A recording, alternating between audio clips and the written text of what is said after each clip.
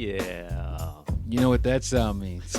That's right. We're back. It's the Moe and O photo show. This That's goes right. out to the four of you that asked us to reunite. Yes, right, baby. How was that intro? That is awesome. We're awesome. Listen, we are using a little online studio to record this, guys. Forget Zoom.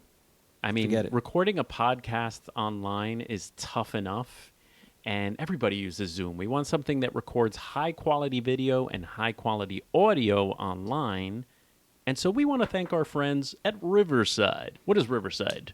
What is Riverside? Riverside is an application that you send a link through the internets. Yeah, we have a little Moe and O photo show studio, and what's great is Mo just clicks a link every week. Yeah, every week. We record once a month, but every time we record, he just clicks a link and he shows up in the meeting. So you can have with Riverside like a permanent studio. And by the way, Riverside to try is completely free. Mm-hmm. So you should try it out just to hook up with a friend and try the different features on there. And even if you have to pay for features, it's pretty reasonable, actually. If you're going to be doing a podcast or an interview show, definitely check out their pricing plans. It's pretty reasonable. But it's great to have a little studio where someone could just click a link, and it's really super easy. And the best thing I think the best thing, which is why I truly believe this when I say it's better than Zoom, is because it gives you a platform to have your sound effects, your music, and stuff like that right at your fingertips. Hold on. And that makes us look like we're actually professional at this almost. That's right. Oh, hold on. Someone just... we got to raise the volume here. Yeah. Our fans are there, all four. Here they are. Thank you. Respecting the beard. All right, very good. Good job. Anyway, check out Riverside, riverside.fm, and check the link below and just sign up for free and check it out. All right, back to you, Mo. All right, tell him Moe and O sent you. So, Omar, since we haven't spoken in a while, lots of things have changed really quickly and really drastically. Totally. One of those things is what I'm saying is the downfall of Instagram. Oh my God, it's like the hottest topic now. With it is for a reason, especially because when the Kardashians agree with me, you know the world's wrong, right? Oh, are they? Did they say something? Yeah. So Kim and the more famouser one, Darcy, the youngest one, the younger of the group, the Jenner, was like, change it back because Instagram dropped a beta. Right? Like not a beta, but it was like a test algorithm. And the Kardashians lost their minds. They're like, what is this crap? I want to see photos and I can't see photos and this is garbage. Change it back. And the people at Instagram was like, oh, well, we'll pull it back and we'll, reconfigure it, take a look at it. What was the update? Was it more like these reels and things? Yes, yes. Okay. It was more algorithms to what you would see as reels. And that's all that really is, right? It's reels and there's no photography anymore. You have to scroll past 90 reels to get one photo. Yeah, it's really tough. I mean, all the people who have been sharing on Instagram have said that their engagement has gone down, and it's because obviously the TikTok factor, right, which is tougher for older photographers. Like you and I are older photographers, and like some of these trends move so fast that I think I'm still sort of figuring out reels and not reels. Stories, which is something that is even old already, like sharing a story. And now they're on reels, which are these little movies you're supposed to post. And I think it opens up a good question, like, should you resist it because you know it's a fad, or you think it's a fad, or are you missing out on a growth? Like if you're trying to present your work out there, if you actually want to be exposed to more eyes, are you missing out because you're not sort of maybe not doing like the fun dance that all these kids are doing, but you're not using the platform in a way that could benefit you? You're almost just like, I think that last part is how you and I need to attack this, because that's what it is, right? We're under attack. So if we don't conform, we'll be erased, left behind, technically, right? So I'm too big to be dancing, first of all. and my bones will probably snap in half if I try to do one of those things. So I think honestly, learning a way to use a quick reel for information, for sharing your photos, is what we're going to have to learn how to do. But I think by the time we catch up to that algorithm, what's going to be Yeah. the next one? It's You like know, VR you or something, you know. yeah, Instagram was such a wonderful platform when it first started. And I don't know, wonderful is a strong stretch, but I really enjoyed Instagram for what it was when it first started. But I don't recognize it anymore. Yeah, I know. And I'm like, we're not that old that it hasn't been around that long. You know what? Let me take it all back. It's all because it wants to try to keep up with TikTok. Exactly what Yeah. you said. But It's losing and fans to TikToks. yeah, TikToks. and I think even the company claimed that's what's getting more engagement, but they're pushing stuff out. Have you seen on your feed that you get pushed out stuff that you don't even follow?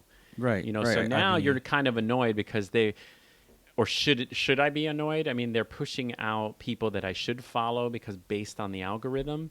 Maybe but that, I should be happy about that. They're I exposing think the me. algorithm is wrong. But then again, it still could be learning you. So here's an example of what happens to me. Yeah. I see a friend of mine post a movie or a reel. I'm sorry, a reel. They And post the whole movie, like they go yeah, into to Thor and post dun, it. dun, dun, in the beginning. So 2 basically, hours. It's 2 hours later. Okay, yeah. they post something that I want to watch, and then it automatically shoves you to the next one, to the next one, to Oh the next one, yes, yes. and some of them have nothing to do with what you're watching. Like, but you know what? This is gonna sound hypocritical, right? Because of that weird watch one reel and it took me to another wormhole type of thing. Yeah. I am now fascinated and completely in love with bees and beehiving. You know, it's just like, I'll give you another example. That's great. Yeah, and there's an example of where you were exposed to something that maybe the algorithm knew more than you that you would like. You know, maybe it sees yes. that you're shooting birds, and hey, this guy likes nature. Let's throw him some bees. You know, Hey, bombas. here's some bees for you. Now, for me, I watched some of these like camera reels and things, and something that came up right after was completely random. Maybe because it knows I like animals, but it was like these golden retrievers that were. I think I talked to you about this, but like these golden retrievers that there's 3 of them, and then there's like a little cat that they like pick up, and Yes, that's a funny. That's a funny one too. yeah. So all of a So sudden, cute. I'm cracking up. You know, I'm watching this thing and I'm cracking up and loving it. I'm like, does the phone hear me laughing? Like, you know, I'm But part of you was mad, right? Part of you totally was mad because that now you. I'm watching more of them. Yes, Like now I yes. want to know about these dogs. Oh, exactly what started with the beehiving thing. Like this woman talks nice and calm about how she goes around and rescues bees from different places because they built a Yeah, hive where they they need really help. shouldn't have. Yeah. Like they build a hive in someone's dresser drawer. I'm like, first of all, sir, how do you allow a beehive colony to just establish itself in your dresser drawer? Oh my There's some gosh. filth issues to be discussed later. No, But anyway, well, bees are clean. no. But the fact that he let them in and Oh, didn't yeah, even yeah. know it was there, they were there. So, but she goes and rescues them, and she has this nice tone of voice. And now I know so much about bees because on my own I've gone to YouTube and stuff like that. But so that's the one benefit I've gotten out of all this algorithm stuff. But Yeah, but translate bees into like um, bikinis. You know, like that's the other thing is kind of like all of a sudden, if you're staring at photos of like bikinis, then you're going to get reels that are kind of like that, and then you feel kind of dirty about yourself. exactly. That's another thing too. Yeah, exactly. Like I'll be scrolling in a restaurant and it's like the most perverted reel will come up. I scroll past it. It's another one.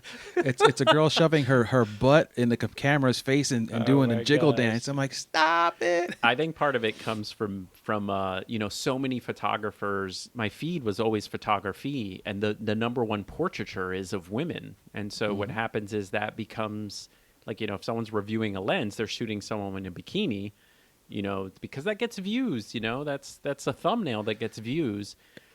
And going back to the bees and the golden retrievers, we are kind of being kind of hypocritical because we enjoyed what the algorithm knew we would enjoy. So we're like right now we're complaining about the algorithm, but it did its job. If you That's think why I about said it. it's hypocritical of me what I'm about to say, but I have to be honest. I can't, sit here and old man shake my fist at it and then turn around and go, but them bees were so cute. Oh, them bees, boy. I But love them. that let's turn it around and be like, okay, so we are enjoying reels. Let's just say that we're enjoying reels.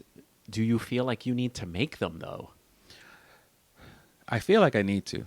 Am I going to? No, probably. You know what? I say no, but maybe I will. I feel like honestly, in order to grow, because I was doing a lot of growth in the last year compared to my previous growth, Yeah. and then all of a sudden, like seriously, like 2022, Same, yeah. Just everything stopped. became reels, and the only likes I get in large numbers are when Yeah, I if you post a reel absolutely. Yeah, yeah. that was kind of based off something else's reel, and then all of a sudden I got 15,000 views, and I'm like, who's that? Who gets that Yeah, view? exactly. I put a well, it's funny, the opposite story. I was having lunch with my camera, and I did a reel of it. Like I just did a reel of the camera. And no, it wasn't lunch. I was shooting the bridge, the Manhattan Bridge, and I said, let me post a reel, see what happens. And it got more engagement than anything, but I did get a comment where someone's like, reels, really? Like there's those people that don't want to see reels, and I understand it. I truly understand it, but as when you have a business, you must take steps sometimes that you don't want to preserve it. So ultimately, we have to adopt this new system if we're going to stay on Instagram. Because if not, we might as well just send each other phone pictures because no one's going to be looking at our stuff anyway. Yeah, I think the hope for a lot of people, like even Peter McKinnon talked about it too. He's kind of like, there's way too much to do. Like there's only so much of you that you can put out there. Right. And to keep up with TikTok and Reels and all that stuff, sometimes you got to think about your own mental health. And you feel stupid, like if you're just posting, you reach a point when you get older that really you don't need to post. Like you almost feel great not posting and letting go. And you share your work on Instagram, and anyone who wants to find you and look for you, that's great. But maybe you don't want to succumb to like the system, because it may change if not enough people are doing it. Who knows? Think about that. Exactly. A lot of people are anti-Instagram because it's under the Facebook umbrella, right? So Instagram is fighting for its life because it's losing ground to TikTok. But how long before even TikTok is going to start going on? I'm sorry, even Instagram's going to go under, or the next TikTok shows up? Because think about it. Do you remember Vines? Oh yeah, yeah. We're Do you back remember to MySpace? Vines. Yeah, yeah. Where are they now? So they were the hottest things ever, and they faded away. Facebook has been the longest lasting social media that we've ever lived through. Yeah, totally. In our young social media life. Because I don't think social media is 20 years old yet, is it? I don't know. You know what I'm saying? I don't think so. But think about it, how drastically certain things, not Spotify, Flickr used to be the thing. Now it's like shunned almost. Well, You know? it's funny you say that. I actually, when I was researching for the Canon R5 that I picked up, I went onto Flickr more because I searched on, that's the funny thing, I searched on Instagram Canon R5, and it's mostly pictures of the camera, like people holding the camera. And why? Because that gets views, and even just holding gear gets more likes than a photograph, which is insane, It's really weird. So two things on my Hold on, let me finish photography. my thought. Hold on. Sorry. So after scrolling Instagram, I ended up going to Flickr and actually seeing real photographs taken by the R5. So Flickr saved me in that instant. So that's what I'm saying. So on my page, my photography page, pictures of cameras or a picture of me does better than a photo photograph. I've taken. Yeah. So either my photography sucks, Or people like my beard. I don't know which one People it is. like you, so they're gonna like you for sure, and people like gear more than you. Oh, So for sure, for sure. my Same my here. best views are from, like if I put a Fuji next to a Sony, like, oh, look at Oh, that. forget it. Controversy. So I work hard on my lighting. I'll go to a temple. I have like a huge 7-foot umbrella. I got a light that's, lighting up a kid's head and like family love together. It's like takes a lot of work to get that photograph. And I post that for future clients. I don't Right. post it for likes. I don't post it. I post it for someone that wants to hire me that could see what I've done and that the photographs are beautiful and that people look authentic in my photos. So that's my only hope for Instagram for now, is to ride this wave of, if someone is looking for me, I don't really need to be discovered or found by me dancing in a reel. Right. I think I'm okay with, hey, I'm going to try to keep Instagram about me. Like, just keep it, like, I'll post me and my kid like we went roller skating today. That I was posted so a little cute. story so my mom sees it, my cousins see it, and anyone who's interested in me can see me skating. I do feel a little stupid skating around and recording myself, but I understand that, that's a good way to share, life, You've always been very good at that, at stopping to live the moment, but at the same time, kind of capture part of it for future you and your Yeah. future of the kids to see these and remember you. Oh, So yeah. I've always loved that about you. And when you posted that today, I just got like such a family flashbacky vibe. Yeah. And then I found a picture that I took at your old house before you moved into this area, where you remember where we first met up again. Yeah. And I was like, wow, they were so young. Like Yeah. it's like, so if you don't document life as it goes by, you're not going to remember it the way it was in the future. Totally. And I document, but it brings up, I'm glad you said that. It brings up an excellent question. Who are you documenting for? Like, so Right. I record home videos for us, and we say personal things on the camera, and I record the kids being the kids. And my wife and I together, we have conversations with the camera recording.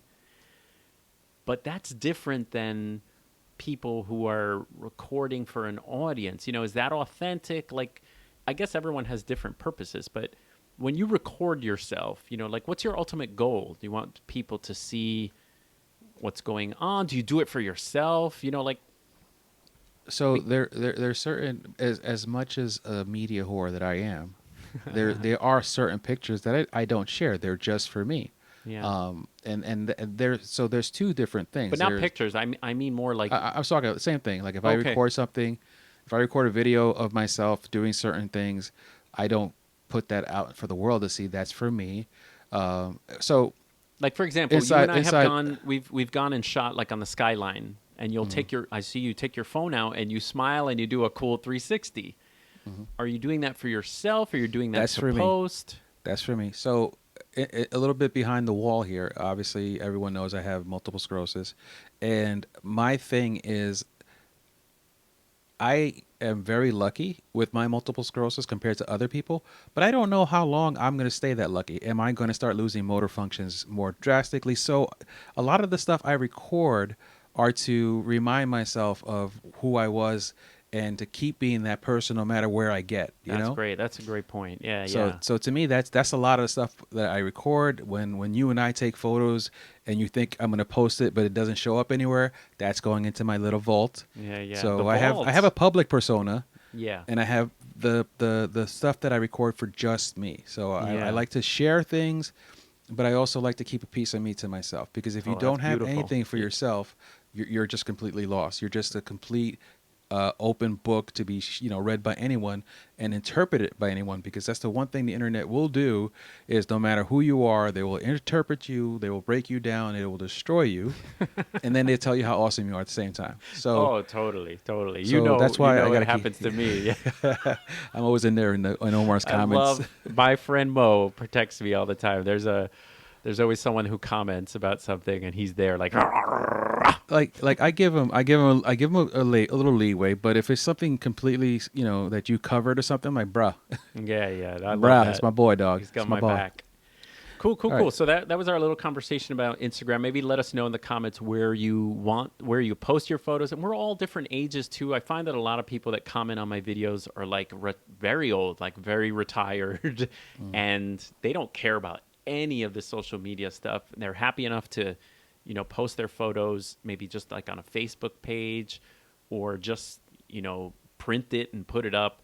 So we all are different ages, and I always try to keep an open mind because 19-year-old listening to us versus a 70-year-old, they have two different outlooks. And you should think about that too if you're listening to this, that don't always think that you're, quote, right. And Mo and I aren't even thinking that we're right. There's just different, views on social media and posting and all that stuff. So Yeah, I think our point wasn't that the old way was the right way. Is just, do we need to evolve into do we need what to it is, evolve? And into it's what harder for become? older. Yeah, yeah. If you grew up with social media, like we didn't. We grew up in a time where we played with board games. Hey, by the Atari way, and board games. Yeah, you know what my kids played for the first time when we were on vacation? We played what's the that? game of life. Wow, that is one of the greatest games to play when you don't know what you're doing. Yeah. Have you ever played? You remember Did you that? play that? Did you play it as a young man, a Oh, young totally. A child? kid. Yeah, So yeah. I played it when I didn't know the rules, and my whole thing was just driving, spinning the thing, and then driving my thing around the board. I Getting didn't care where I married. landed. Yeah, you have kids. Yeah, yeah. I didn't think I could read by the time I was playing that game. I still can't read, so let's be honest. Oh my God, I had so many puns when we were playing that game. I was just like, and that's how life is. What? Then the next pun was like, that's life, when someone would lose all That's their money. baseball, Susan. Yeah. So let All me right, tell you something real quick. Oh, hold here. on. I need a little Riverside, what's it called? A segue sound. It's called transition. You ready? Ready? All right, here we go. There it is. Awesome. So let me tell you something real quick. So I've had the a7IV for almost 8 months now, right? Because it came out. It was delivered December 31st, something like that, of last year, and I did not update the firmware on it for so long because Apple and Sony don't communicate that well. So I just had to open up my old PC and finally upgrade the software. It's only one update so far, but can I tell you, the eye autofocus went from good, really good, to like, this thing is amazing. So my biggest problem I've had was with my glasses, it would not always lock on my eye. Since the firmware update, I could have these greasy as pork chops. Oh yeah, super. And it greasy. still finds my eye. So I'm loving the new firmware update. That this also, it's much faster on focusing on birds' eyes than it used to be. So That's A7IV in 8 months of use, and again, you guys remember, I'm not full-time pro anymore. I don't shoot all the time. I don't do clients all the time. But since You shouldn't do clients. I mean, really. I know. All right. Wait, where's our sound for that? Hold on. Here we go. Yeah. Oh wait, that's drum roll. I wanted Same this. thing. That's what There you go. So the shoots. Thank you, Riverside. The shoots that I have done since May, I've done like four or five shoots, sports stuff, the birding. This camera has become so in second nature to me. It's like the best camera I've ever had. Is it the best camera in the world? I'm sure it's nowhere near it. But to me, it's the best camera I've ever had. Wow. Let me ask you another question about Sony cameras and Canon cameras and Nikon cameras. Do you think when they start asking you to pay $6,500 for a body, they've gone too far, or do you think it's acceptable for what you're getting? I don't think any camera is worth that much. It depends what. I shouldn't even say that. I was about to say it depends what you're doing. Like if you're shooting sports and stuff, but people have shot beautiful sports photographs with like the D850 and a Canon Right. 5D Mark IV or like Right. the 1DX Mark III. So it's a lot of it. I feel, especially like I just picked up the R5, which when you were talking about the a7IV, you could have just inserted the words R5 there. I went to Patterson Falls just in the like in the morning to go take some pictures of the falls. but there were pigeons everywhere. I posted one of the pictures of that, That was pigeon. so Did you funny. see that? That was so funny. That was the wildlife that was there. Yeah. But I set up the camera to have a center focus point, which is always my dream. I'm always center focus pointing unless there's a person. And at this morning, I set it, just in case there was an animal or a bird or a hawk or something, I set it to center focus, but also animal eye autofocus, not even thinking I would use it. So I'm shooting pictures of the falls, and there's pigeons there. I hit that button. It was like, "Ding, ding." Wow. And, and then the bird was like behind all these leaves, and it still followed the bird. I couldn't believe. Did the bird feel uncomfortable? It was like, what are you doing? Hey, buddy, take it easy. And that was a bird on a rail, because then I was like, all right, that's impressive. But then the birds, like, I kind of scared them a little bit, so they would fly for my tests. And it followed the eye, like in birds in flight. Like, I've never been able to shoot birds in flight with the Nikon or even the Sony A9, because I just don't have the skills for that. That's not my forte. The camera did everything for me. All I did was hold the button down and hit fire, and I almost felt guilty, like how easy it was. And how's the megapixels on that one? What is that? 32, 53? What is it? The R5 is 45 megapixels. 45. And right now I'm like a mixed. It's an amazing camera, and I definitely look forward to using it at events. I've already practiced, flash with it. The camera feels like I'm stepping into like a F1 car that I've driven. Like all the controls are exactly where I want them to be. And that's what the Canon felt like. I knew how to change my flash settings really quickly in camera. It was like a glove. And I'm actually getting rid of the Sony A9. I'm selling the Sony A9 to... Wow. Yeah. Just remember you said you got to try it first. You got to try it. That's why. So Omar and I had a long talk a while ago, about 2 weeks ago, where I told him, you could borrow the a7IV and you can get a feel for it, but you ultimately aren't going to make a decision until you've tried the R5. Because you're a Canon boy, right? You're not a Canon fanboy, but it's what you grew up on. No, I totally you cut your teeth on it, But here's the big dilemma. I'm actually loving Nikon files so much. Like, I'm definitely waiting for the next Nikon camera that's not the Z9. So I really need something that the Z6 II is like a backup camera. And for those of you that don't know, I shoot low light, high stress, running through a crowd sort of dance, reception kind of shots is like part of my trademark. And the Sony camera can the Sony camera does a great job when I shoot 1.8. That's the thing, is I want to shoot wide open and get eyes. But the Sony files for me are just not clicking. If I look at my old Canon files, there's something missing.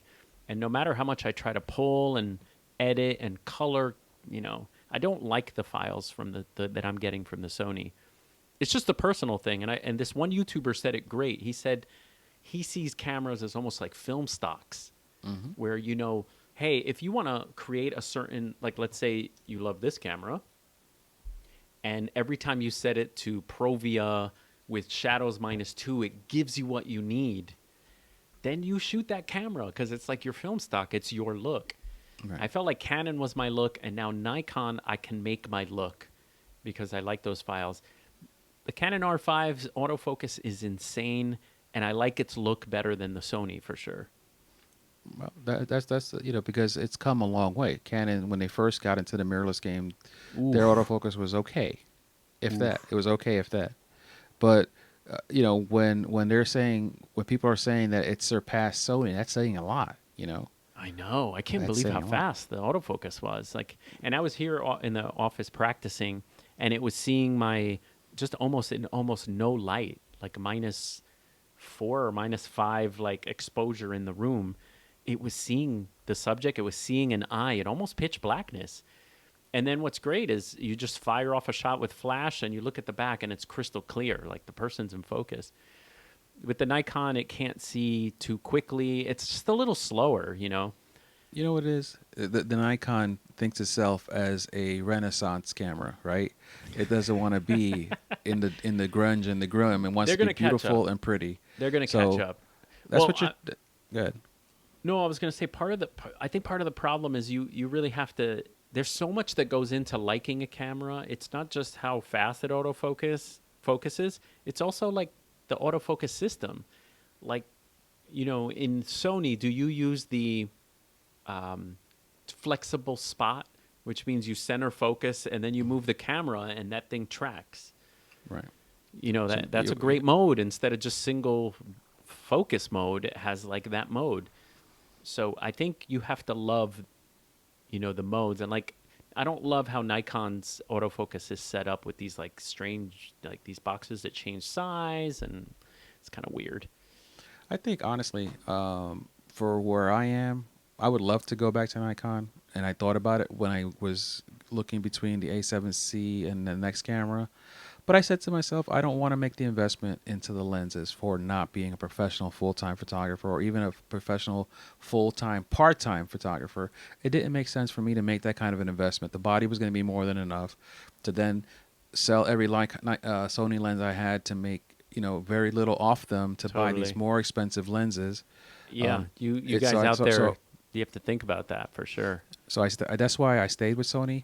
And to be honest with you, I'm very, very happy with the a7IV because what Omar says about image quality is a personal preference, right? Totally. So to me, I am very happy with the image quality coming out of Sony. You said Nike. Well, I've been saying Nikon for 3,000 years before that, so it made sense. Yeah, I know. So, well, yeah, the Nikons look amazing, but it's not worth it for me to make the complete switch over because, I can adapt old lens, but why would I want to do that? I would if you're happy with your camera, this is the longest you've kind of like stayed and owned a camera, so I'm super proud of you.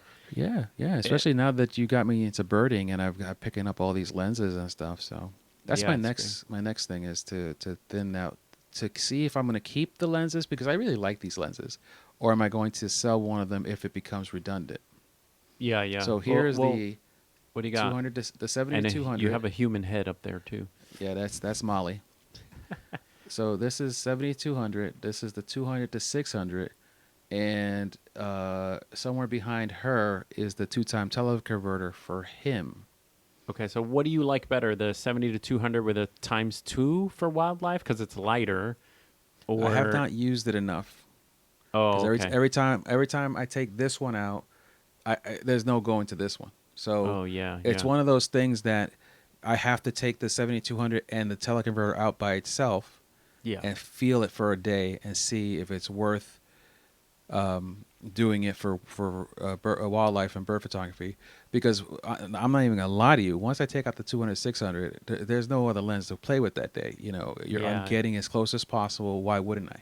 That's awesome. And that's one of the things about higher megapixel cameras too. Like you have 30 megapixels, so not only can you shoot at 600 millimeters, you can crop in, and so you see the feather detail. You can get that bird. I found 1800 millimeters. Yeah, for sure. I found the R5's files not as whatchamacallit, as robust. Yeah, they seem to have like a lot of grain. You have to really be careful with the R5 files, where the Nikon Z7 files were super clean and super nice. That seems to be the thing that I have come around to is I'm trying to find there is no perfect camera, but I'm trying to find the balance of great features, ergonomics, but with the best, the easiest files to edit. And like I found Nikon and Canon files for me are where I'm headed, and I'm sort of moving away. I'm using Sony for video. They're definitely the best and easiest for video. Right. Easiest. So it's totally fine. Down. Especially if you know what you're doing. Inside joke. Move along. Totally. All right, so let's end it there, buddy, because we've gone long enough. And this, for our 4 fans out there, we recorded for you. Well, let me ask you one more question. I have no time. Okay. All right, then. Goodbye. No, go ahead. I'll think about it. No. Actually, I was going to go on a rant and ask you your opinion, but we already kind of covered it. Oh, that's all the time. All right, that's the music. Welcome off. Thank you for coming by. Thanks for stopping by, folks. We always love you. All right, guys. We'll see you next time. Thanks so much for hanging out. High five. That way. Awesome.